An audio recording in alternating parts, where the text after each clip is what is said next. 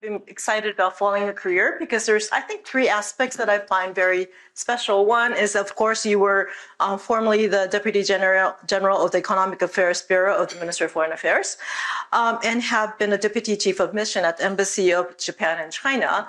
But alongside that, you've had experiences in the communications area, meaning including Director of Global Communications at the Prime Minister's Office from 2010 to 2012, during which you were winner of the Gold Standard Award for Political Communications in 2011. Also, the third hat, I would say, is that I've known you through my academic side of what I do. You were kind enough to come to Columbia University when I was teaching to give a speech, and also you're affiliated with the Harvard University Associate the program on U.S.-Japan relations, and also you were teaching as visiting professor at Kyoto University. So Mr. Shikata is somebody of multiple talents, but I'm most curious about what you do right now. So if you can introduce what you do right now as the Cabinet Secretary for Public Affairs beyond what we see at your press conferences, and then speak about it, and then share with us your presentation today about Japan's priorities in G7 Summit. Takako-san, thank you very much for your kind introduction. In terms of what I do at the Prime Minister's office, I joined the Kishida administration from the beginning of his prime ministership. And so it's been a bit over 1.5 years since I have been doing this job. As was introduced, I was Deputy Cabinet Secretary for Public Affairs a little over 10 years ago. And at that time, I was focusing on global communications issues, international media relations in particular. And at that time, there was the great East Japan quake and tsunami and Fukushima Daiichi nuclear power plant accident and so forth. So we were facing major challenges in terms of coping with those crisis situations. Now I cover both the domestic and global side as well. And so I work with Japanese media, naturally assisting Prime Minister Kishida. And whenever Prime Minister goes overseas, I accompany him. And as was introduced, I was just in Seoul, and before that, during the Golden Week, to 4 African countries and Singapore. So with the G7 Hiroshima Summit coming up today, it's a wonderful occasion to just give you some perspectives in terms of especially Prime Minister Kishida's priority policies and the G7 Hiroshima Summit agenda items and the kind of linkage between the two. So I'll touch upon G7 Hiroshima Summit, possible agenda items, and PM Kishida's priority policies and prospective agenda items for G7 Hiroshima Summit. As you see, in Hiroshima, we'll be welcoming leaders of G7 members, as well as European Council and European Commission leaders. And this year, we are hosting 15 ministerial meetings across Japan. And some of them have already been held, and there will be planned, there are remaining ministerial meetings on different subjects coming up. Prime Minister Kishida has invited those, I believe, 8 countries. And in terms of representation from Africa, Comoros, and in terms of representation from Pacific Island Forum, meaning South Pacific Island nations, Cook Islands, along with G20 presidency, India, ASEAN chair, Indonesia, and Republic of Korea and Vietnam, and from Latin America, Brazil. And there are invited international organizations. They were also represented at last year's Germany's presidency at Elmau Summit. So what are the main themes of the G7 Hiroshima Summit? Two perspectives from Prime Minister Kishida's point of view.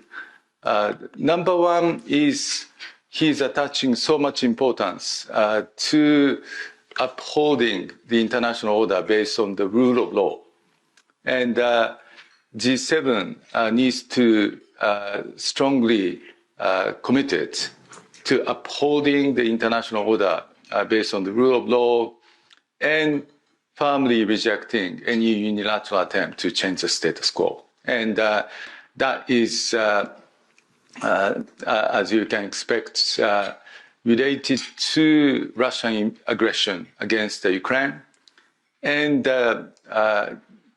as the summit is going to be held in Hiroshima, Prime Minister Kishida is attaching much importance to the issues of nuclear disarmament and objectively, strongly against naturally the use of nuclear weapons or any threats of such use. Second perspective is outreach to the global south. And when we talk about global south, we are talking about developing countries or emerging countries, emerging economies.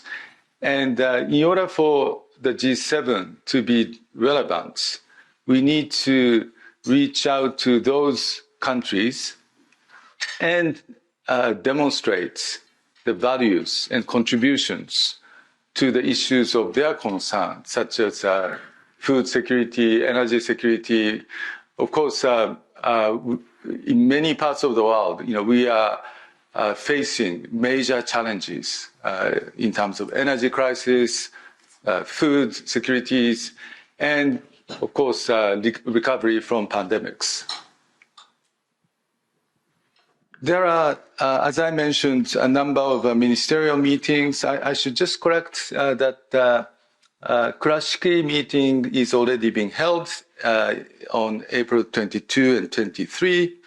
And you can see that there are relevant meetings, ministerial meetings being held across Japan.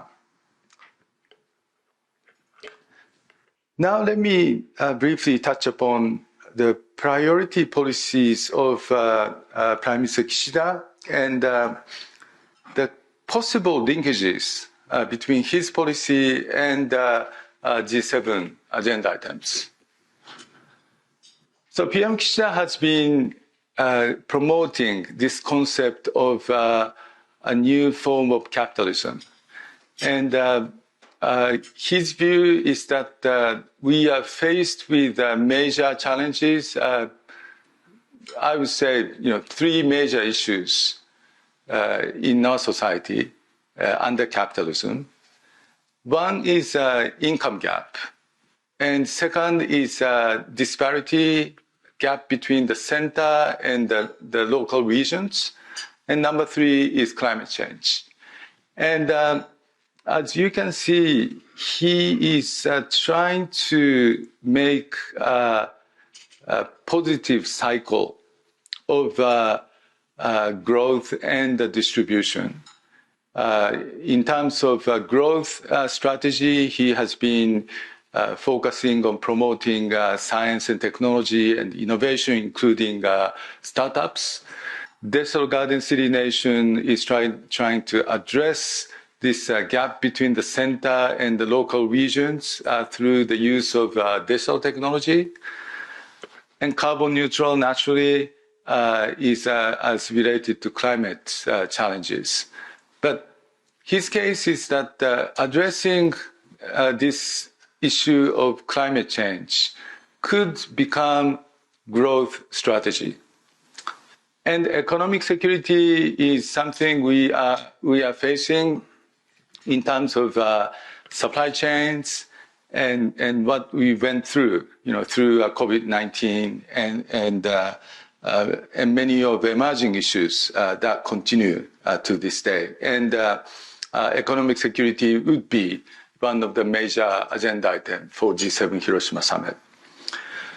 As for distribution, PM Kishida has been trying to encourage Japanese companies, to increase wage, and we are seeing major companies realizing a wage increase, and we are hoping that the more small and medium-sized enterprises would also do so. Investing in people is very important, and that could be also discussed at the G7 process. With the new technologies coming up, it is very important for us to realize labor mobility to the growth sectors in our society. And for that to happen, it is essential to realize a reskilling of our labor force and adapting the workers to new realities of our workplace. And there is various issues that PM Kishida is tackling, including mainstreaming gender, women's empowerment. Of course, there is a new agency focused on children and the family has just started.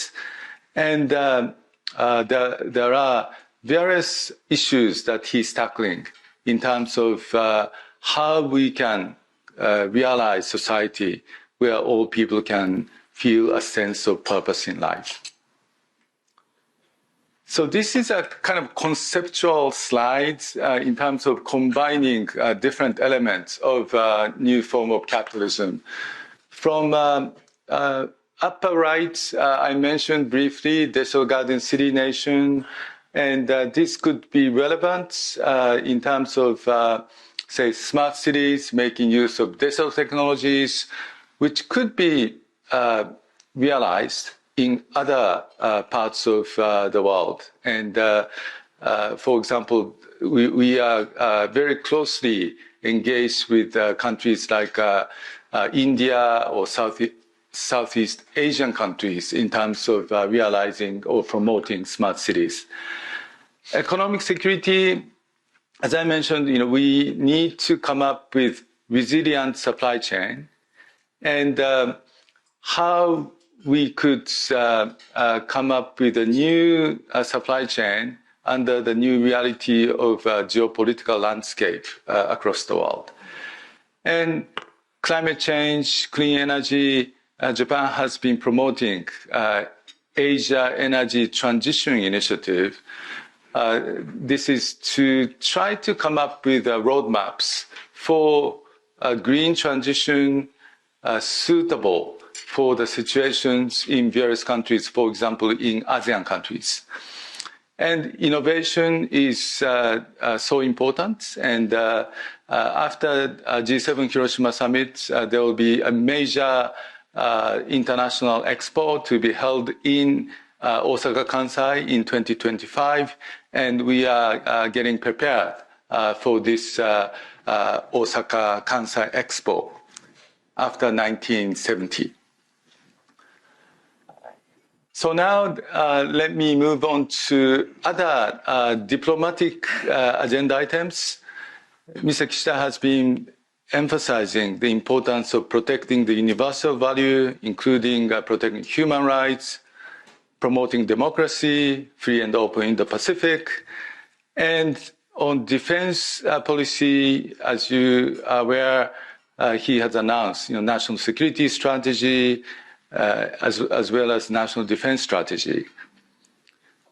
North Korea's human rights issues are very important for him, especially abductions of Japanese nationals. And thirdly, he is committed to promoting various addressing global issues, including nuclear disarmament, non-proliferation, UN reform, and free and fair economic order, including IPEF, Indo-Pacific Economic Framework, and there are other agenda items like global health and climate change. Let me briefly touch upon his visit to African countries. He chose to visit Egypt, Ghana, Kenya, and Mozambique during the Golden Week. And this is after his visit to India in March. He visited India 1 year ago, and he decided to visit Delhi again to engage with Prime Minister Modi, especially as related to G20 and free and open Indo-Pacific. PM Kishida also discussed free and open Indo-Pacific with countries like Egypt or Kenya or Mozambique. And of course, Egypt has a strategic location in terms of Suez Canal. And here on Ghana, we are seeing that many of African countries are suffering from energy or food shortages or price hike, and countries like Ghana are suffering, from financial challenges. On Kenya, where Prime Minister Abe in 2016 announced free and open Indo-Pacific on the occasion of TICAD, and so during his stay in Nairobi, Prime Minister Kishida also discussed this issue of cooperation as related to free and open Indo-Pacific with Kenya, including the improving connectivity of Mombasa port, which is very strategic. And in Mozambique, PM Kishida expressed his commitment to support the LNG project in Mozambique. Mozambique has been facing some challenges in terms of internal security landscape, especially in northern area. And Japan is committed to supporting Mozambique's sustainable development.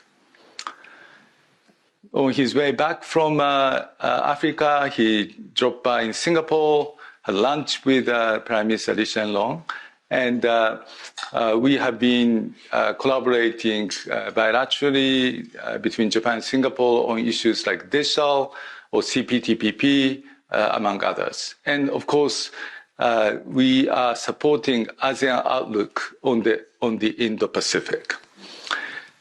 And lastly, on ROK, as you all know, PM Kishida decided to go to Seoul before Hiroshima Summit, when President Yoon will be coming to Hiroshima. But before that, PM Kishida decided to realize this shuttle diplomacy. We are facing major security challenges coming from North Korea, and it is essential that we will step up our cooperation, especially in the area of security between Japan and ROK. So lastly, let me just briefly touch upon the prospective agenda items for G7 Hiroshima Summit. President Zelensky is participating in the session of Hiroshima Summit, focusing on Ukraine and Russian aggression against Ukraine. And G7 will continue to strongly support Ukraine and promote sanctions against Russia. Number two is Indo-Pacific. Mr. Kishida has been promoting free and open Indo-Pacific, but we realize, that other G7 countries are also coming up with a new Indo-Pacific strategy. beyond G7 countries, South Korea is also coming up with its own Indo-Pacific strategy, and we are collaborating. We are starting to collaborate among Japan, US, and ROK on the issue of the Indo-Pacific. Nuclear disarmament and non-proliferation is something which is very important for Mr. Kishida, and the fact that the first G7 summit is held in Hiroshima with the participation of the leaders of the United States, UK, and France has very symbolic meaning. Economic security issue, which I have already discussed, along with climate and energy. Food, health, development, those are the issues in addition to energy challenges.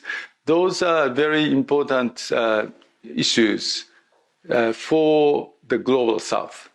And how the G7 could support those ongoing challenges facing the global South would be very important agenda items. Of course, there are other numerous items, including mainstreaming gender or how we cope with the new digital technologies, including AI or ChatGPT, among others. And you noticed that there was a G7 digital and tech ministers meeting during the Golden Week, and G7 ministers are discussing how we will cope with these new policy issues. Let me just conclude my initial presentation. Thank you so much for a thorough explanation of not just the summit, but what the visits prior to the summit were like for Prime Minister Kishida, because we tend to only notice where he went and not exactly what the agenda was. And also about explaining to us what the G7 is. That it's not just about the summit leaders coming together and taking a nice picture, but there's other ministerials going on, and there's other member countries that are invited, as well as international organizations. But coming back to sort of the basic question from me, and I think the audience might be interested too, is what does the G7 mean for Japan? Because I thought about this topic today, and I realized that one of the first papers that I wrote as a political science undergraduate was what the G7 was, what it means for Japan to be a member, because I think at that point it was interesting for me that Japan was the only Asian member. And what does that mean? What did it mean for Japan that it was able to join? And time has flown by it has been so many decades since I was an undergrad, but what does the G7 mean today for Japan, that it's being a member, and the role that it can play? And what does it mean in your long work with the foreign ministry? What does it mean to be able to host the G7? Of course, it comes at a regular basis. The last one was in Hiroshima. What kind of opportunity is hosting the G7 mean? So what does the G7 mean for Japan, and what, especially when you're hosting it, what does it mean for Japan? Sure. Of course, G7 summits, Canada, joined later. Yes. But the initial idea of this summit among industrialized nations is to address emerging international economic issues. In the early 70s, we went through what we call oil shock, and we were going through inflation and energy security challenges. It's kind of interesting to reflect that we are talking about energy security issues, again. And but over years, G7 has started, to discuss political issues, and especially, after Russia joined, and Russia after invading Crimea, the G8 became G7, and now we are talking more in terms of like-minded nations of democracies. So for Japan, G7 is, I would argue that one of the most important international forums for international policy coordinations, mainly on economic issues, but emerging policy challenges facing all of us. And in this process, we are working with other international organizations such as OECD or International Energy Agency, where we can work with such international organizations to come up with a high standard agreements involving other like-minded countries. Yes, so there has been, I believe you mentioned about the Russia factor, that it's the G7 as a like-minded country group has its own role compared to other venues. And I think the one people think about most is G20. And you mentioned Japan's trying to reach out to the global south, and India being invited is symbolic in a way of the connection between the two. What do you think the next G7 will mean for that part of Prime Minister Kishida's agenda about reaching out to global south? Right. I mentioned that PM Kishida went to Delhi in March, and this is one of the major purpose was to kind of try to bridge between G7 presidency and G20 presidency. And we are discussing similar agenda items between G7 and G20 on issues such as energy or food or global health related issues or development issues. In the context of G20, Japan has been promoting this concept of quality infrastructure, and there's G20 principles. So some of the issues that we discuss at the G7 could also be reflected in G20 process. Of course, there is a different membership, and it's not always easy to reach consensus among G20 countries. But I think it's a very important occasion at Hiroshima to reach out to the global South countries with invited leaders, and also after G7 summits, PM Kishida will be going to Sydney for Quad Summit meeting, where Prime Minister Modi will be coming on board. So there will be numerous occasions that we would be able to engage with countries like India. Right. Which was the next question I was going to ask, because when you mention like-minded countries, another grouping that tends to use that term recently is the Quad. And this year, so India is coming, and Australia is coming also as guests to the Hiroshima Summit, and President Biden's coming, and all four of them are traveling to Sydney next. And so it's going to be sort of a long week of that. So what is the Quad importance in relation to the G7? Is it because it's the Indo-Pacific part, or what do you think is the significance of the Quad? And the reason why I'm asking is there's going to be an event, if I were to do some advertising, exactly for 1 week from now with the Asia Society Policy Institute, and we'll be talking about the Quad. So what does this flow from G7 to the Quad mean for the Japanese government? Are there, what do you think about the relation between the two? Of course, Prime Minister Kishida hosted Quad Summit in May of last year. Yes. And so Quad Summit process is rather recent. And this is still a kind of initial stage of its growth in terms of summit process. And what we are seeing is, of course, Quad is more focused on free and open Indo-Pacific related issues. But as I mentioned, G7 is starting to take up Indo-Pacific related issues more often.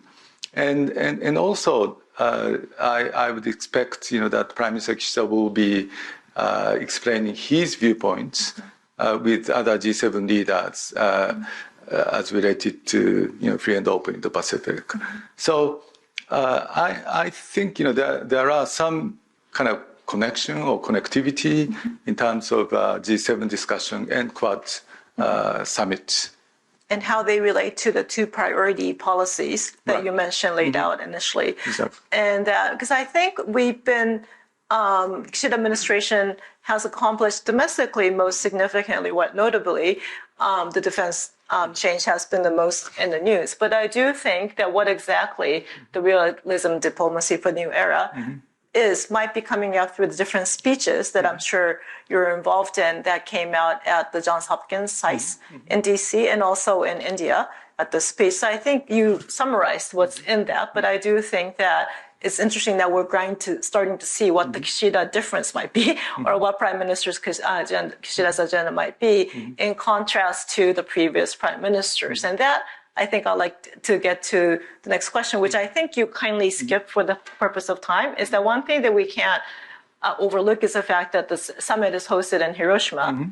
And if there is something that Prime Minister Kishida very much cares about, I think from his writings and pre-written statements, is the fact that he's from Hiroshima and he cares very deeply about nuclear issues. So what do you think Prime Minister Kishida is trying to accomplish through hosting of the summit in Hiroshima? What does it mean that it's hosted in Hiroshima by the Prime Minister who's from Hiroshima this time around? So last August, Prime Minister Kishida went to New York to attend the NPT Non-Proliferation Treaty Review Conference.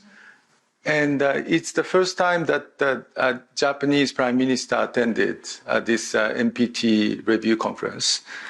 Mr. Kishida attended NPT Review Conference as a foreign minister. Of course, he is attaching so much importance to this issue, and he has already announced Hiroshima Action Plan. And by hosting G7 Summit in Hiroshima, we are expecting that the international society will be focused on Hiroshima and its history, and also the challenges that we are facing in terms of possible use of nuclear weapons. And we are hoping, that there will be a new momentum to be created as a result of the fact that G7 Summit is being held in Hiroshima. There will be occasions for international leaders participating in the summit to visit various sites in Hiroshima, and international media will be covering the event. So that's something we hope will happen. Yeah. So on the last point, and before I open, this is my last question, before I open for questions from the audience and from the hybrid audience, is the last part that you mentioned about the media part. And I'm coming back to what you do. What is the biggest challenge for you in the role you play for strategic communications for the Japanese government? Not just to the foreign media, but I guess especially for the international audience. What do you think is the biggest challenge, and what is the most rewarding part of your job? That's a good question. I guess as many of non-Japanese participants in this meeting feel probably the same.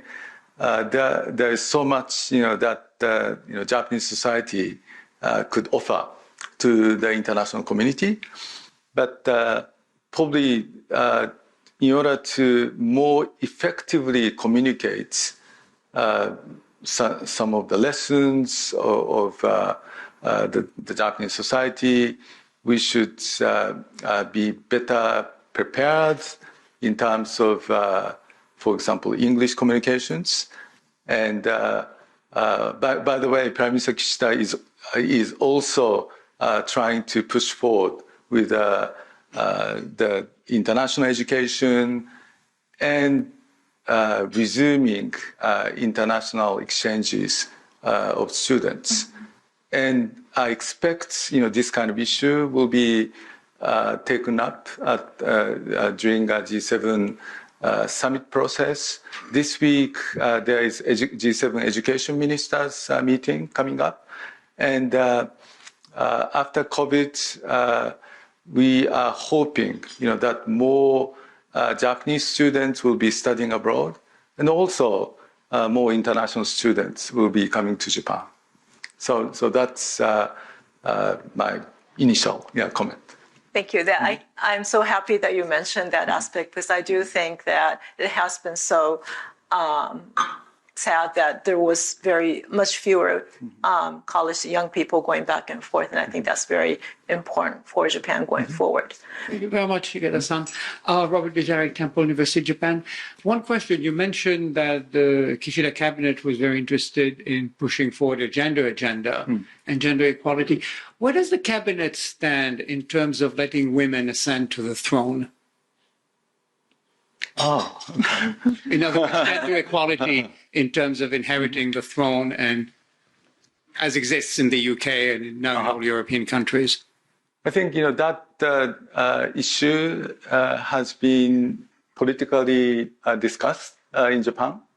And of course, this is something which requires the change of law, or and in a democratic system, we need to arrive at some kind of political consensus.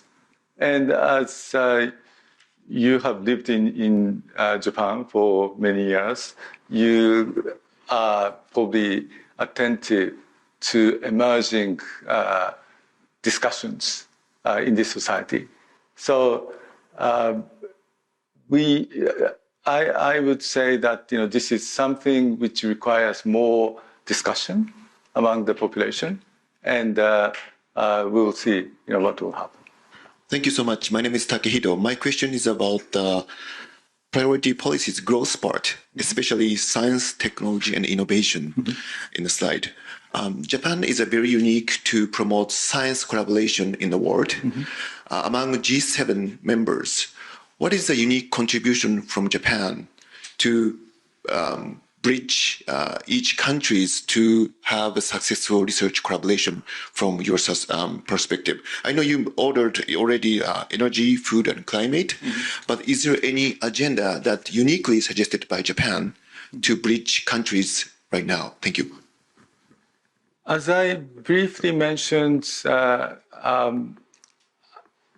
as related to digital and tech ministerial meeting, actually this message from G7 ministerial meeting is the one coming from digital and tech ministers meeting. And you recall Prime Minister Abe came up with this concept of data free flow with trust, DFFT, at the G20 Osaka summit. And we are promoting, these concepts, trying to be inclusive, not only among G7 countries, but we need to engage with other emerging countries. And for international business transactions, data-free flow is very important. But at the same time, trust is very important part. And trust includes different elements, in my opinion, including privacy or cybersecurity. And as we see in the context of emerging discussion of ChatGPT, there is a possibility of misuse of such new technologies in terms of, for example, disseminating disinformation. So how we could make use of those emerging technologies for the society in a better way is something we would be very eager to address. And so that would be as related to promoting responsible AI and AI governance.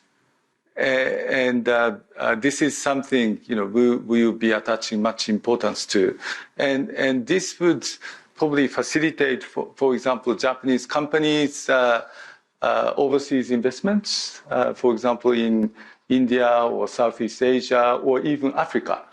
For example, in Nairobi, Kenya, Prime Minister Kishida was discussing with a meeting with Japanese startup entrepreneurs, and you are seeing the kind of situation of leapfrogging, and the Kenya's smartphone solutions, like international payment, could cover entire African continent with a population of say 1.3 billion people. So I sense that more Japanese companies are starting to look at Africa as emerging economic power, and it's not the object of extending aid anymore.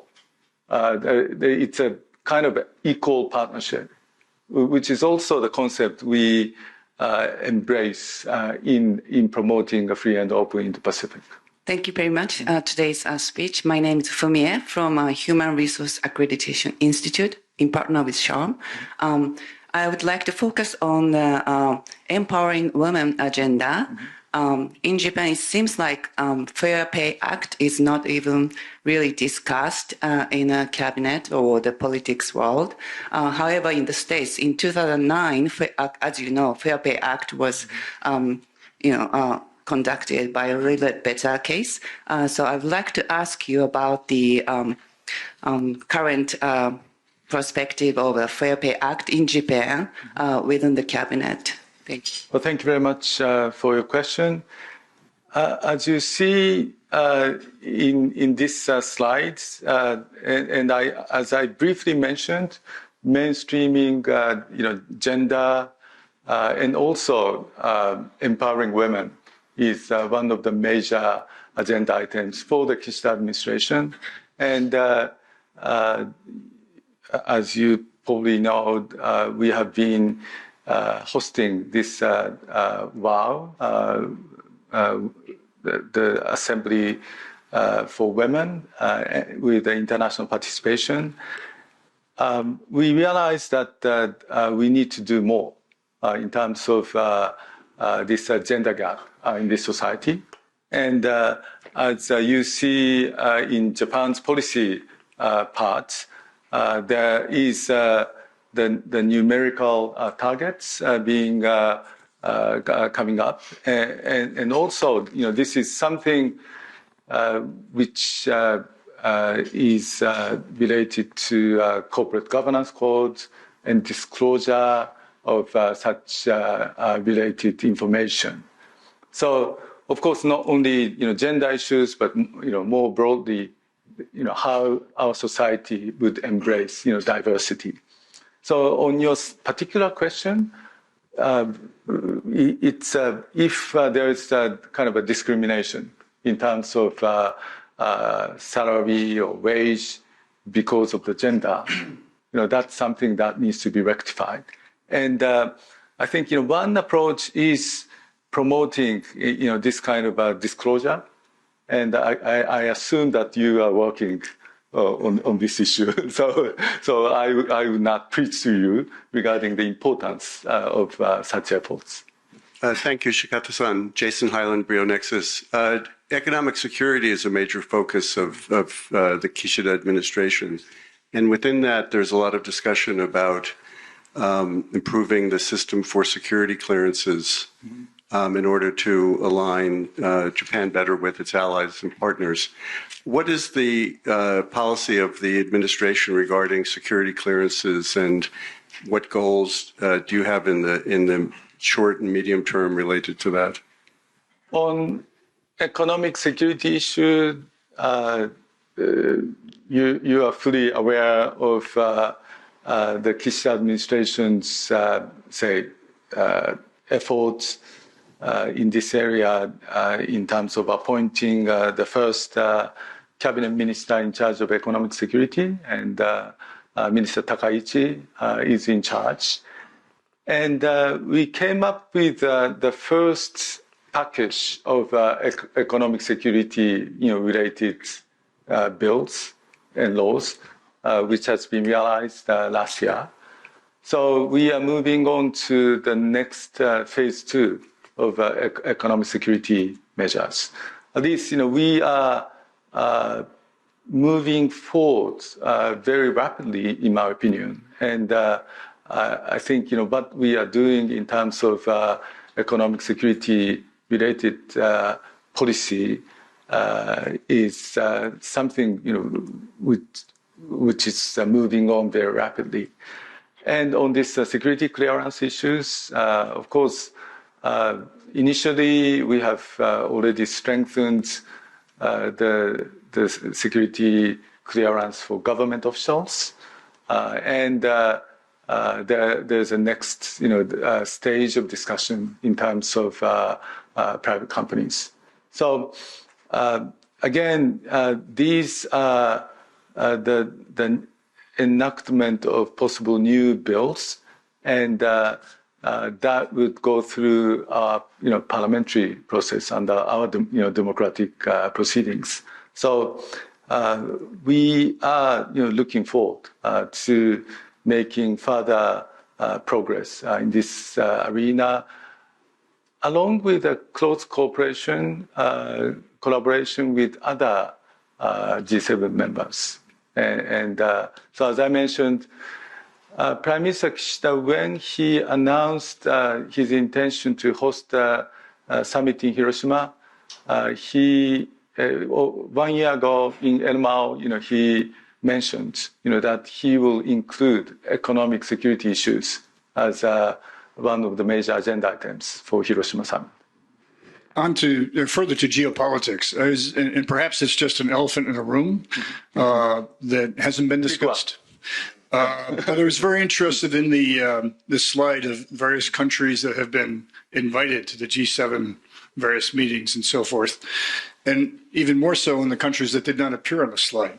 So I'm curious whether some of the countries, for example, that belong to another grouping that we often hear about and read about, the BRICS grouping, Brazil, Russia, India, China, South Africa. I noticed you have certainly and very deliberately Republic of Korea. You have Vietnam as invitees. China is a very interesting question. It'd be interesting to hear your comments on whether they are part of the broader grouping or part of the invitees in some of the sessions. South Africa, for example, having just come from touring 4 or 5 major countries in Africa, yet South Africa is missing, perhaps the most advanced and also one of the most problematic and troubled African countries right now. So I guess what I'm getting at is we have a world that's becoming increasingly polarized in a sense, broadly speaking. Perhaps you can comment on the conference and the sessions and so forth in a broader context of U.S. and China geopolitical relations and tensions, and what this means for the accomplishments that you expect to come out of the G7 conference. Right. With China, Prime Minister Kishida has been saying that Japan would like to seek for the stable and constructive relationship with China. And he met with President Xi Jinping in Bangkok last November on the margins of APEC leaders meeting. And so his view is that it is very important for Japan to engage with Chinese leaders, hopefully at the top level, and those engagement would continue. At the same time, there are concerns regarding China's activities in the region, and PM Kishida has raised, those issues of concerns directly to President Xi Jinping, and so that's the manner, and also I think there's some shared kind of view among G7 members that there are some issues that we need to collaborate with China on such global issues as global health, or like biodiversity, and even like energy or food related global agenda items. So there's a reality that we need to work with China, and whether those invited countries would include some of the countries that you mentioned. In terms of Africa, we are inviting presidency of African Union, and so is in terms of ASEAN. Chair of ASEAN is Indonesia.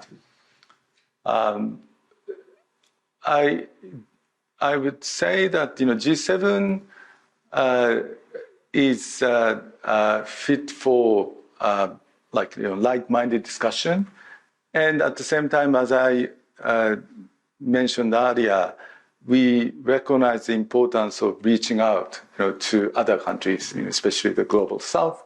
So we would be engaged in kind of multi-layered approach, making use of different international meetings. So we will be probably having occasions later this year as related to ASEAN, leaders meetings to be held in Indonesia, where Chinese leaders are expected to come, and APEC leaders meeting, or Korea could be hosting a trilateral summit among Japan, Korea, and China. So it depends on international settings, and there are different kind of venues for engagements. I guess if I can just jump in at this moment, one, maybe not the elephant in the room, but the obvious topic for the summit is Ukraine, with President Zelensky supposedly joining online. And the G7 is an opportunity for like-minded countries to get on the same page and come out with one voice. So are we going to expect something different, new from Japan, especially to step up and do something? Or what do you think is the importance of G7 at this moment, given the critical juncture we are in terms of the Ukraine war? Right. So Prime Minister Kishida, when he was visiting Kyiv, along with Bucha in Ukraine, there was agreement, that President Zelensky will be participating in Hiroshima Summit online, and so there will be a session focused on the discussion of Ukraine. And we will be discussing, how we could step up our support for Ukraine. And as this slide shows, Japan is redoubling our efforts to support Ukraine, and these efforts will continue. And at the same time, there will be discussion about how we would maintain and possibly strengthen sanctions against Russia. So this is one major agenda item, along with the Indo-Pacific related matters. And Mr. Kishida has mentioned repeatedly that today's Ukraine could be tomorrow's Asia. So he has been making the case that the security landscape in Europe, Ukraine, is inseparable from that in Asia. And this point is something he has been conveying to other Asian leaders. And we should not condone or allow unilateral attempts to unilaterally change the status quo anywhere in the world.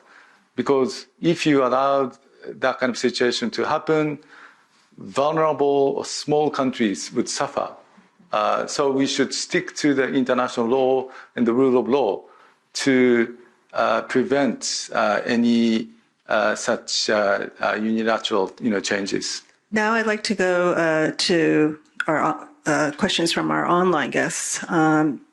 Shikata-san, just stepping back, there's lots of questions with regards to G7, but I'd like to kind of step back and address one question from one of our founding members in New York, Satoru Murase. What are the greatest personal challenges in your daily work with Prime Minister Kishida? Also, in light of your past work with your work for prior prime ministers, what is the most striking differences you see in his administration and how he leads Japan? Well, Murase-san, thank you very much for your interesting question. The challenge for me is coping with jet lags, and so with the Prime Minister Kishida, I flew from Tokyo to Cairo, Egypt, Ghana, Kenya, Mozambique, Singapore, Tokyo, Seoul, and Tokyo. And of course, you can imagine that PM Kishida, must be suffering from some jet lags. And but it's very impressive, for me working under him, that he is committed to tackling, those emerging issues. And you could expect, that before hosting the summit in Hiroshima, he could be just, staying in Tokyo, focusing on his preparation. But he's been, determined, to engage with other, non-G7 members to listen to their voices and their perspectives. So that's something which I have been, impressed. And of course, as I mentioned, after Hiroshima, we'll also be going to Sydney, and Japanese Prime Minister also, goes to the Parliament very often. So you can kind of imagine how hectic, his daily schedules are. Thank you. How is Japan's clean energy policy is regarded by other countries? On one hand, the country highlights importance of clean energy. On the other hand, the country still heavily support fossil fuel burning power plant, including coal, LNG, etc. Power plants in Indonesia and Vietnam, LNG field development in Mozambique are a few examples. I'd like to hear the view of the Japanese government with those regards. Of course, many countries, including multiple members of G7 economies, are facing energy security challenges. And what we need to tackle is to ensure energy security and promote energy transition at the same time. And it is true, that the Japanese energy security landscape has been very severe, especially, after Fukushima nuclear power plant accident. We have shut down a number of civil nuclear power plants, and we were obliged to change our plan for in terms of energy mix of the role of civil nuclear power plants. Of course, Japan would like to promote renewable energy, including offshore winds and solar. There are some, geographical limitations, but we will need to continue to tackle toward the further introduction of such renewable energy sources. We think that we need to aim at realistic and practical energy transition. And one kind of concept is included in this slide in terms of issuing green transformation economic transition bonds. And this is to issue these transition bonds, GX transition bonds, to encourage investments towards energy transition. So this fiscal year, the Japanese government is financing some of those the bonds related budgets, and we are trying to, and we will be introducing emission trading for the first time from 2026. So this is, one way for transforming our economic system for energy transition in Japan. But our share of reduction of carbon emission would be limited. And so we need to tackle the issues of major emitters like China, India, ASEAN countries. And that's why we are coming up with Asia Energy Transition Initiative and trying to come up with roadmaps for energy transitions. And as you're aware, we are trying to pursue different energy potentials, including green hydrogen, ammonia, among others. So we need to invest in innovation in new energy technologies. And that's something where probably Japanese companies would be supportive. And let me just briefly point out Japan's efforts in like public transportation.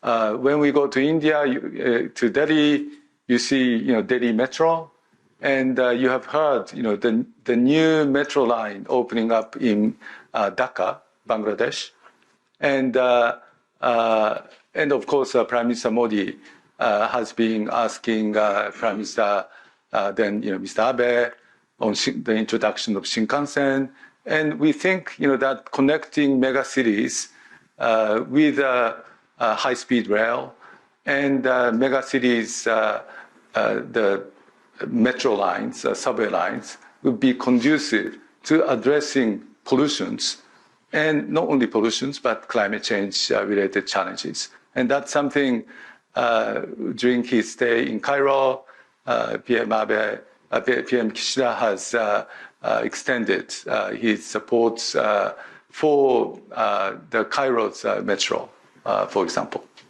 How will the G7 handle the Taiwan issue, since French President Macron has taken a controversial position that is different to that of EU or Japan and any other G7 members? There was a visit of French Foreign Minister to Karizawa for G7 Foreign Ministers meeting, and yesterday, I believe there was another round of ministerial, I guess, Japan, France, 2+2. And we are confirming that the French government position is unchanged. And we will be looking forward to the related discussion in the context of free Indo-Pacific. We are talking about these issues of the ensuring the rule of law and objecting against attempts to unilaterally change the status quo. And we have been saying that as related to Taiwan, there has been already, G7 statement, for example, from last year, regarding G7's view on Taiwan Strait issues. So, of course, not only Taiwan, we are seeing multiple, from Japanese viewpoint, we are facing, various security challenges in the region. Of course, North Korean security threats are, very, visible. Number of launches of ballistic missiles, possibility of the launch of spy satellite, possibility of testing of another round of nuclear weapons, and of course there are the situations in East China Sea and South China Sea, attempts to change the status quo unilaterally. And as I already mentioned, we are regarding Russian activities, look attentive to Russian activities, not only in Ukraine, but also in this region as well. Thank you very much. I think this is going to be our last question, and it's a question from our friend Sugeno-san from Nikkei. And it's with regards to the terminology Global South and the utilization of that word. He says, it was reported that G7 tried to redefine this concept into three sorts of partners at Karuizawa Foreign Ministers meeting.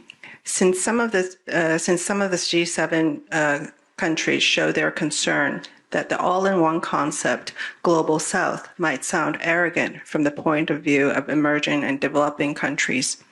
Can you explain on this consideration, and please tell me whether you will keep on using Global South at the discussion communique at the G7 summit? Well, thank you very much. Regarding the precise definition of the Global South, I guess there could be variety. So we don't try to exactly define the term the Global South. Generally speaking, it includes emerging economies or developing countries.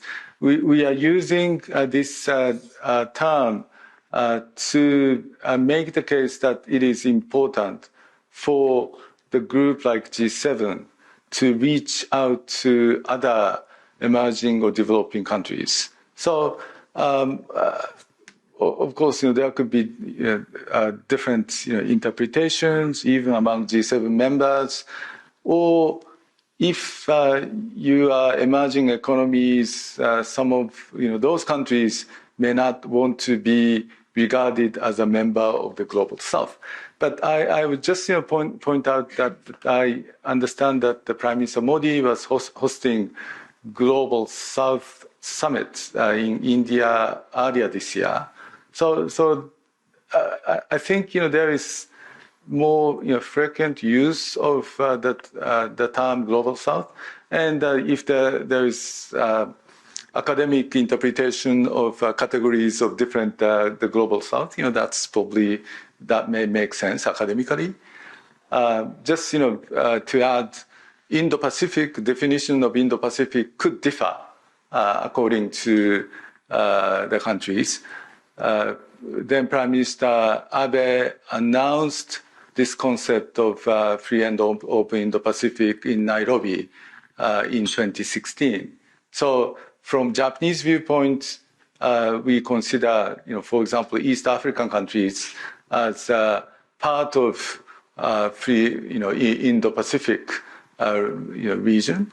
And as I mentioned, PM Kishida was discussing, with Egypt or Kenya or Mozambique as related to free and open Indo-Pacific. Thank you very much for the very wide-ranging set of questions you answered.